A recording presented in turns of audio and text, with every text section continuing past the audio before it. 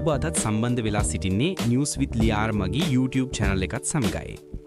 මෙවැනි නවතම පුවත් දැන ගැනීම සඳහා මගේ channel එක subscribe කරලා bell icon එකත් click කරලා තියාගන්න. සංවිධානාත්මක අපරාධ කල්ලි නායක ගණේමුල්ල සංජීවගේ ඝාතනයට ආධාර අනුබල දීමේ චෝදනා එල්ල වූ 5 දිනකු නේපාලයේදී අත්අඩංගුවට අලුත්කඩේ මහේස්ත්‍රාත් අධිකරණයේ විත්ති කූඩුවට තුල සිදු වූ ගණේමුල්ල සංජීවගේ ඝාතනයට සම්බන්ධව නීතියට අතගසූ බවට චෝදනා එල්ල වී සිටි ඉෂාරා සෙව්වන්දි ඇතුළු පුද්ගලයින් 5 දෙනෙකු නේපාලයේදී අත්අඩංගුවට ගත් බව වාර්තා වේ. මේ සිදුවීම ශ්‍රී ලංකාවේ සංවිධානාත්මක අපරාධ ජාලයේ පිළිබඳව පවතින විමර්ශනවලට නව මගක් විවර කර ඇත. නේපාල් හා ශ්‍රී ලංකා නීති අධිකාරීන්ගේ එකමතුවකින් ඔවුන් අත්අඩංගුවට ගත් බව විදේශ මාධ්‍ය වාර්තා කරයි.